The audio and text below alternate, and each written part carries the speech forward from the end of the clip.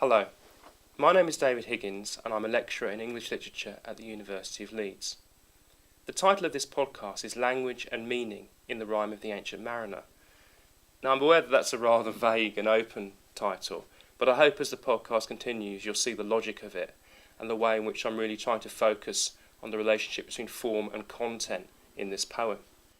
The Rime of the Ancient Mariner is a poem that I've been fascinated with since I first read it at school. But it's also a text that I've always found rather difficult.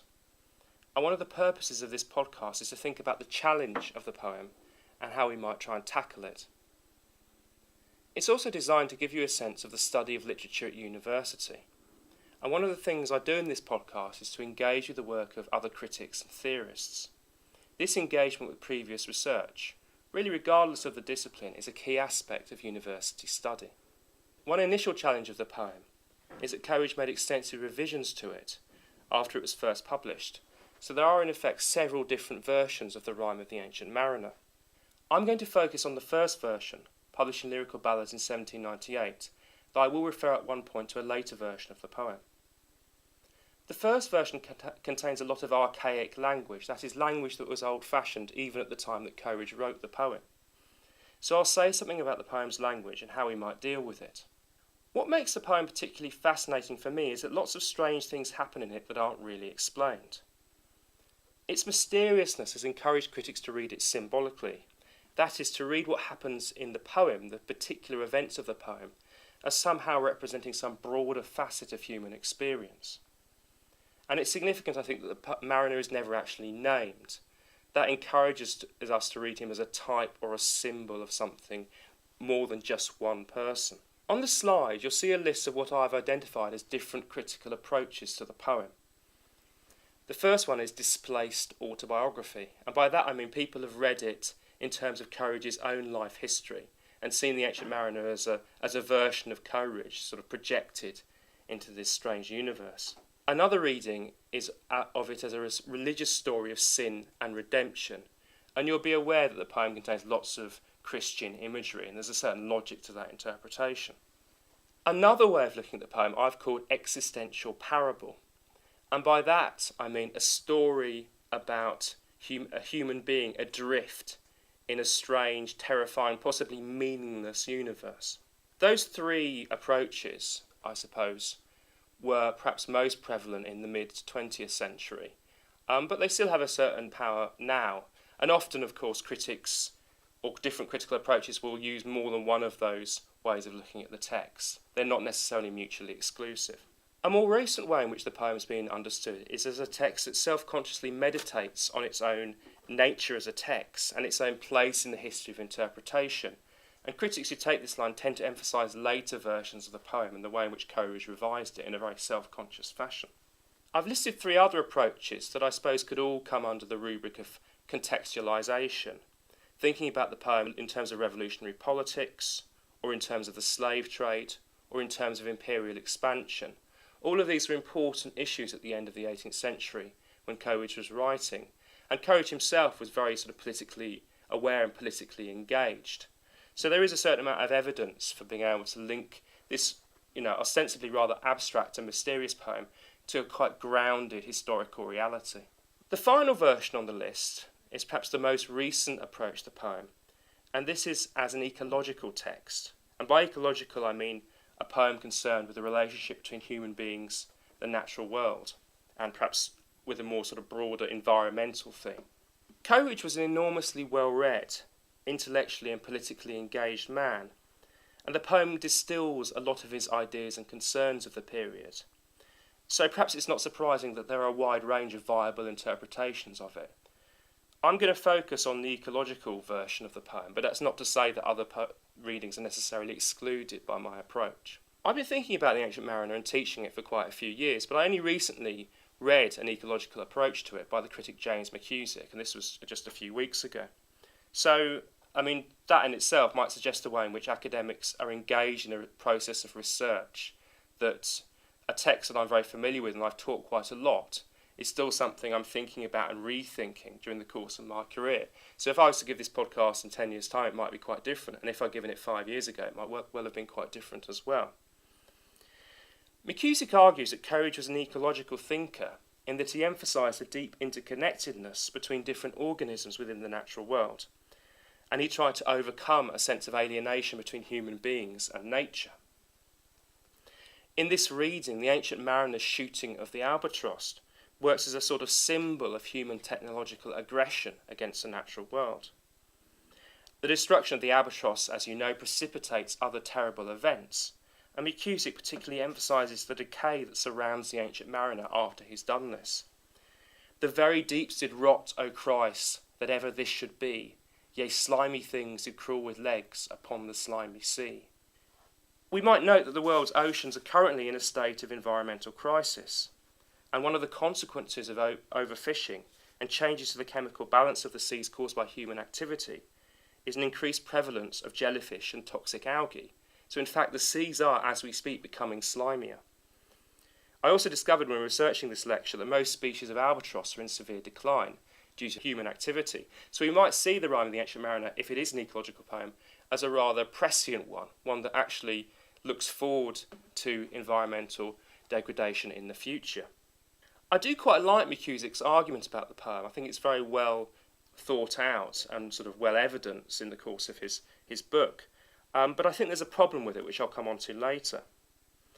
What's good about his discussion for me is that unlike quite a lot of the poem's other critics, he actually thinks hard about its language. He doesn't just work with the ideas or the content, he thinks about its form as well. And that's something I think that most university study of English literature really emphasises, that we can't just treat texts as containing, characters, events, themes and so on. Their form, the way in which they're written is really, really important.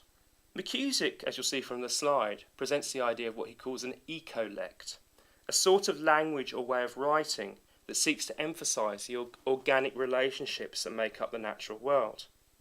According to McCusick, Coleridge conceived of language as a living thing, an integral organic system that can be cultivated by the poet for maximum diversity, either through the coinage of new words or the recovery of archaic ones. So McCusick sees the Rime of the Ancient Mariner as a sort of linguistic habitat.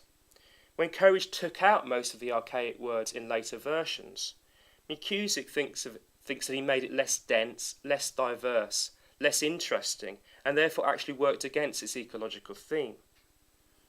Now, this is a very complex point that McCusick's making, because he's making a point that relates the language of the poem to what he sees as its ecological content.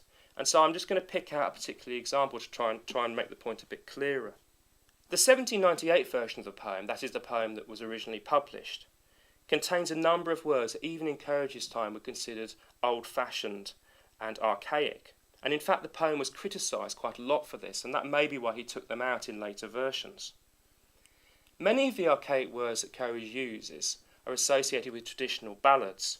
A ballad is a popular form of poetry that tells a story, and often has a sort of particular metrical form, a particular rhythm. And the Rime of the Ancient Mariner really fits into that. It is, among other things, a sort of reimagining of an old ballad. So there are ballad terms in there. There are also terms specific to seafaring, such as swooned and weft.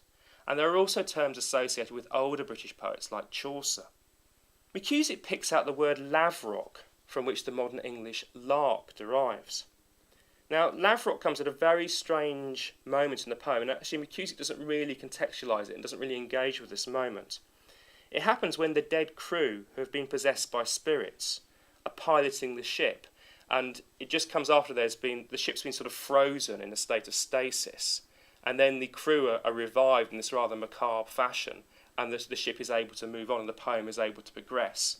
And the mariner, in a sense, begins his movement to a sort of partial redemption when the crew become revitalised, though the mariner's never fully redeemed in the poem because he has to continue passing from land to land and telling people his story, presumably for all eternity. But nonetheless, there is a shift at this moment in the poem in a sense of progress rather than stasis. In a sort of strange and rather unexplained way, sweet sounds pass from the mouths of the crew, who of course are no longer people but sort of rather zombie-like creatures. They pass from the mouths of the crew to the sun and come back. And then you get this stanza. Sometimes a dropping from the sky, I heard the lavrock sing. Sometimes, O little birds that are, how they seem to fill the sea and air with their sweet jargoning. I don't think these are literal birds. What Coleridge is trying to convey here is a strange sort of sense of spiritual musicality. And this jargoning is then compared to a lonely flute, an angel's song, and a hidden brook. And these are the strange sounds, as I say, that are coming from the corpses of the crew. Jargoning in itself is an interesting word and an archaic word, meaning something like chattering. But of course it also has a modern meaning, which I think Coleridge would have been aware of. Jargon, i.e. a particular type of language. So we might think of the jargon of the Ancient Mariner, or certainly the jargon of this passage, as somehow representing the language of nature. McCusick suggests that the rock in lavrock, the fact that Coleridge uses lavrock rather than lark, foreshadows a mariner's return to solid ground, and that the word itself is an example of the poem's jargon. It's a mixed, diverse language for McCusick that through its diversity allows it to examine the encounter between the human and the natural. I think I could add to McCusick's argument that it's important that the archaic words used in the Rime of the Ancient Mariner are English ones. The poem avoids the complex language of most 18th century English poetry. A lot of poetry written in the 18th century is neoclassical. That is, it refers back to forms of writing associated with Greek and Roman culture, and often alludes to classical myths, gods and goddesses, and so on. And to some extent, this makes that the writing associated with a highly educated elite. The Rime of the Ancient Mariner doesn't do that, and in fact, the other poems of lyrical ballads very explicitly refuse to do that and try and write in a different sort of language that might be somewhat more accessible. And I think the relatively accessible language of the Rime of the Ancient Mariner, or at least the Englishness of that language, along with the fact that it can't be placed within a particular historical period because it has words from all kinds of periods, is in a strange way an attempt to make the poem more open and accessible. Even though the archaic language may seem distancing to us, maybe the point is that all readers, or certainly all contemporary readers, will find it equally strange. So it doesn't necessarily discriminate between readers in the way that a form of writing that had very specific allusions to classical myths that only the highly educated would have known, that does tend to discriminate against other readers. Whereas with the Rime of the Ancient Mariner, perhaps everybody is equally confused.